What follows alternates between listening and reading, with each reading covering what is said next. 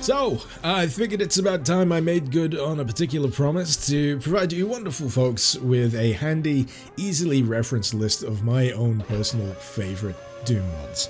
Now, this isn't going to be any old slapdash list, mind you. This is going to be a little bit more focused. For one, I'm going to be breaking them down into subtypes: gameplay, individual levels, megawads, and the like. And for this particular video right here, we're going to be focusing exclusively on my own personal favorite Doom total conversion mods. Now, some of you might be wondering, who the hell are you? What qualifies you to compile such lists? And to that I say, well, clearly you must be new here. I have been covering the weird and wonderful world of Doom mods now for, hold on, let me just check this. Oh god, the last 6 years? What am I doing with my life? But in that time, I have seen things you people wouldn't believe.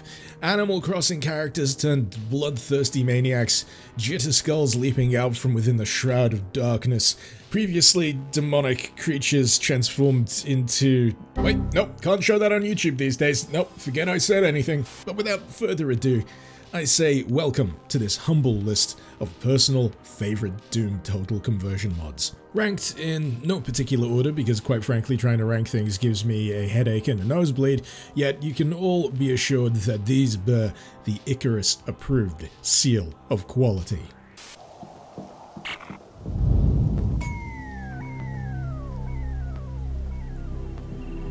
The Xenomorph has had an interesting relationship with Doom modding over the years. In fact, the very first total conversion mod released for Doom was the Aliens TC mod, released in 1994. But in my humble opinion, when it comes to battling the Xenomorph, the definitive Aliens experience via the medium of Doom is Aliens Eradication. Seriously, this mod has it all. It offers 4 classes, each of which featuring their own particular style of play, their own unique objectives, and depending on the level, their own entrance and exit locations. Speaking of the levels themselves, they are absolutely drenched in atmosphere, no doubt aided by the use of assets from Alien Trilogy. You'll certainly notice it in the use of soundtrack, sound effects, and sprites, but when it comes to the design of these levels, it is, in my opinion, a cut above the rest. Not just in the visuals department, of which it is extremely impressive. The attention to detail here is just utterly immaculate. But when it comes to the fashion in which these levels are put together, you'll discover them to be wonderfully complex constructions that will have you worming your way through colony corridors, facility hallways, seeking new methods and opportunities to open it up a bit further. But all of that is tempered by the knowledge, especially when playing as classes such as Colonist and Merc, that for every system activated, every door unlocked, so too expands the possibility for the Xenomorph hordes to attack. It's this kind of tension that absolutely drives the Aliens Eradication experience, and in the quieter moments it will have you feeling very twitchy as you listen out for that motion tracker blip and occasionally find yourself ambushed by facehuggers, who I might add can absolutely insta-kill you, but if you're not a fan of such possibilities, then I humbly recommend the combat synthetic, because haha, smart gun go. But regardless, front to back, Aliens Eradication is a damn impressive experience. One that has oodles of replayability thanks to the classes and the unique ways with which to experience its 8 overall maps. If I had a recommendation for which class to start as, I would say that Merc certainly hits the sweet spot. The Colonist class is a little too maybe naked and afraid for my liking, whereas on the opposite side of the scale, the Yutani Operative and the Combat Synthetic are a little too tanky and armored. But hey, I guess you could always dial up the difficulty, because if you want aliens, oh boy, those higher difficulties will give you hordes of aliens. But for the rest of us, Merc neatly fits into that colonial marine-esque role, replete with the iconic pulse rifle as standard. But yeah, if I'm ever in the mood for equal parts adrenaline and fear-inducing tension, then Aliens Eradication is a total conversion mod that I eagerly return to time and time again. Fancy a little bit of Metro crossed with Mad Max and a heavy dash of Carpenter-esque coolness?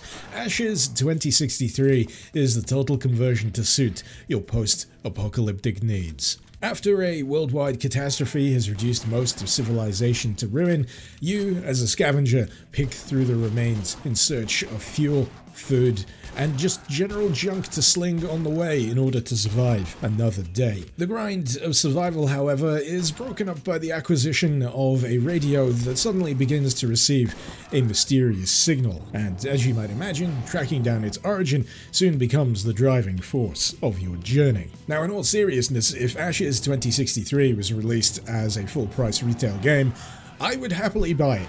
It is that good. If I had to put my finger on one of the aspects that really endears me to Ashes 2063, it would certainly be the attention to detail that's on show throughout the entirety of this mod. From start to finish, you are utterly immersed in this post-apocalyptic world, and it just feels lived in. It feels cohesive. It feels tangible. But even then, all the immersion in the world wouldn't count for jack if the core gameplay itself wasn't up to snuff, and what you get here is actually a really nice balance. It could usually go one of two ways. You could have the hardcore scavenging aspect where literally every bullet counts and you're more reliant on melee than anything else, or you get power fantasy where bullets are in plentiful supply and you just get to tear yourself through the denizens of the wasteland. This, in my opinion, treads that nice fine line between the two. You do feel like you can't go overboard with your ammunition,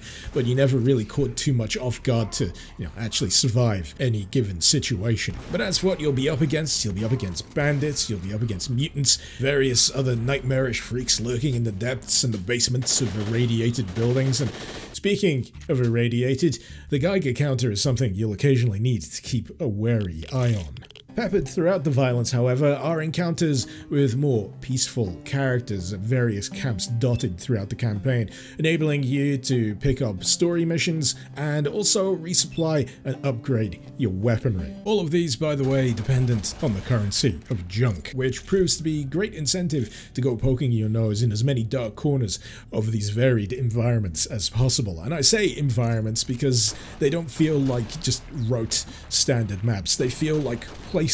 They've got a fair tinge of realism to them, and in essence feel like they've got a lot in common with the kind of design you typically see in classic build engine style games. In all honesty though, if you're after a moody trek through the wasteland as a badass loner, you cannot go far wrong with Ashes 2063. It's well paced, satisfying to play, and it certainly doesn't hurt that it's got a kick-ass soundtrack. Oh, and good news, if you find yourself utterly hooked, there is an expansion called Dead Man Walking, and there's even a sequel in the works by the name of Ashes Afterglow. I've played an early version of it, it's really good, I'm tremendously excited to see what comes next. Play it, play it, play it. Sonic, Roboblast 2 and myself go way back on this channel. In fact, it's one of the first Doom mods I actually covered here. And wouldn't you know it, it has stood the test of time. Aged like a fine wine. That said, the metaphor breaks down somewhat when you consider that wine just sits there, whereas this is the product of many tweaks and improvements over the years. As you can plainly see, this is somewhat of a radical departure from its roots in Doom. It is a third-person platformer, and it is quite possibly one of the better Sonic games that you can currently play, which, as something to say out loud, is astonishing. It certainly looks the part, that's for sure. The opening stage here just wonderfully vibrant, nailing the Sonic aesthetic, and further to that, it also nails it in the level design department.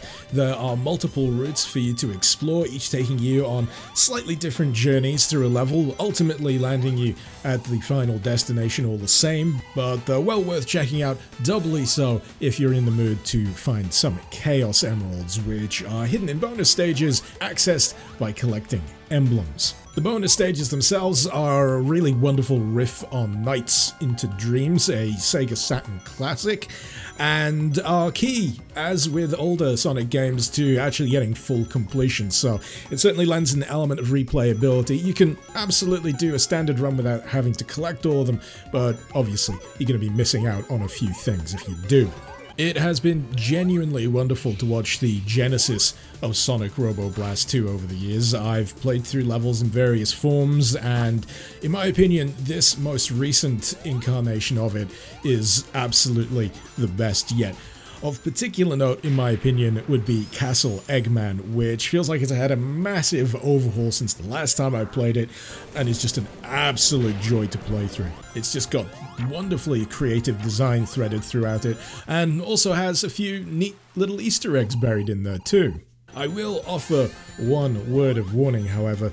Around about the halfway point, Sonic Roboblast 2 just completely loses its chill and becomes just super challenging, almost to a punishing degree, but I'd say don't let that put you off. It is actually quite forgiving with regards to the continues that you'll be able to use. They are, as far as I can tell, infinite, and every time you have to use a continue, it doesn't throw you back to the beginning of a stage outright, as I believe older Sonic games used to do, and it actually gives you extra lives to utilize for every continue you end up triggering. It's a game that really wants you to see everything it has to offer, and it is well worth seeing. The boss fights are super creative, the stages themselves are just intricate as all heck, and while the movement may be a little tricksy to get a hold of here, what with the way momentum works, it does eventually settle into a nice groove. Did I mention there's multiplayer? There's multiplayer, and believe it or not, there's a spin-off that turns it into a fully fledged kart game. Nope, you're not hallucinating, this is happening, and you should absolutely, unequivocally play the heck out of it. Sometimes you have to wonder about the decision-making process that leads to the conclusion of, hey, I should reimagine the original NES Castlevania as a first-person Doom Total Conversion mod. But hey, when the results are this good, you shouldn't have to think about it too hard. I've played a lot of Castlevania Simon's Destiny over the years. I've enjoyed it so much that I even managed to complete it on Blood Moon difficulty, its hardest setting, and it was just as enjoyable then as it was when I first played it. Taking you through multiple stages set within Dracula's castle, you'll be facing off against myriad creatures of the night, all the while keeping an eagle eye out for upgrades to your whip, which will progressively make it stronger, and also suspicious looking bits of wall, which will inexplicably provide you with sweet health replenishing wall meat. Personally, I feel like one of the greatest achievements of this particular mod is just how effortlessly it seems to have managed that transition from 2D source inspiration to these 3D environments, retaining the personality of those original stages while also giving them a bit more of a spit and polish. Some of you may be a bit wary when it comes to the idea of having to deal with first-person platforming in a mod such as this, but know that Castlevania Simon's Destiny pulls it off extremely well. It doesn't overextend itself, with most instances of platforming proving to be quite readable.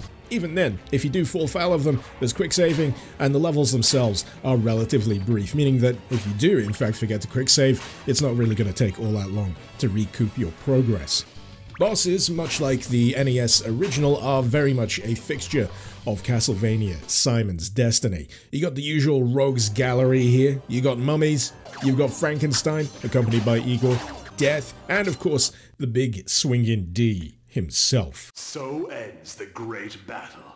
Each of these fights provides a reasonably effective punctuation mark at the end of their respective stages, offering a nice degree of intensity and challenge, and of course the degree of difficulty that you'll experience personally will generally be governed by how well you've done in the preceding stage, as the whole point here is making sure you conserve as much health as possible, as well as seeking out those vital whip upgrades before you go blundering into the boss room.